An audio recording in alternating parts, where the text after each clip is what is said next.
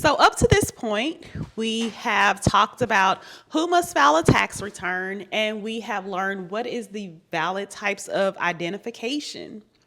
And so we mentioned that for a taxpayer and spouse, if married, filing joint return, as well as any dependents that will be listed on the tax return, that they will have to provide a social or ITIN number. So the screen that you're looking at, this is a screenshot of what your tax layer will look like. Each site you will receive a username and a password that is unique to that site location. And once you log in, you will be able to then prepare tax returns. So when you log into tax layer, you're going to see start the new 2021 tax return. And you'll see on the screen it does have 2020, so you will be able to prepare prior tax returns as well. And so to the right of the Start New Tax Return, you're going to click Select.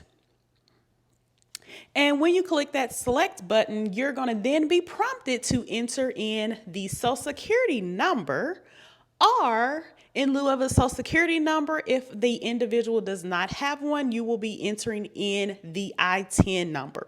We're going to cover the ITIN number in another lesson, but the ITIN number has the same number of digits as a Social Security number, but it starts with a number 9. So you will enter in the taxpayer's Social Security number or ITIN number, and you will see that it will have you to re-enter it in again to confirm and make sure that that number matches what you entered in the first time. Then down below, you will see the available taxpayer profiles. You can disregard that information below and just go to hit the continue or the next slide. So on this next slide, we talk about a Social Security number, a SSN. What is that and what does that look like? So Social Security numbers are provided to individuals who are U.S. citizens or resident aliens with a green card. At our VITA sites, we will accept an original Social Security card.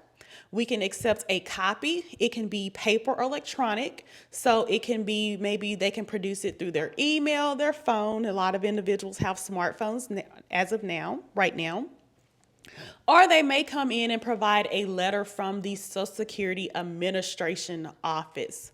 So those are the main documents, the main types of ways that we will allow a tax client to come and prepare their return is through providing their Social Security number that way. Originals, copies through paper or electronic, or a Social Security Administration letter. Now, there are times where we also will allow them to bring in a copy of their prior year tax return that was prepared at our VITA site or possibly another VITA site. Of course, we have 7 different locations, so it could be within one of those 7 locations. Anything deviating from what you see provided on there, it is up to the site coordinator to make an exception. The site coordinator will possibly make an exception depending on the taxpayer. It could be maybe that client has been coming to that location for the past few years and the site coordinator knows that individual. So again, exceptions will be based upon the site coordinator for that site. So I did mention that some individuals, they may not have a Social Security number, they may have an ITIN. And so their ITIN could be produced on a ITIN card, which you see that is provided by the Internal Revenue Service. On here, this is a small little card that is provided and it will show their ITIN number. Again, it'll start with the number 9 and it will show their name that they provided to establish to receive their ITIN number on there. So you will be entering the number that is listed on this ITIN card as well as the name, how the name is listed on here to start the tax return. So they may not come in with an ITIN card, they may come in with an ITIN letter. This is also provided by the Internal Revenue Service. on here. And so on this 8x11 sheet of paper, it will show their date of birth. It will have their name that they use to establish the ITIN. So when I say their name, it could be the deviation of their first. It may have their middle name, possibly not.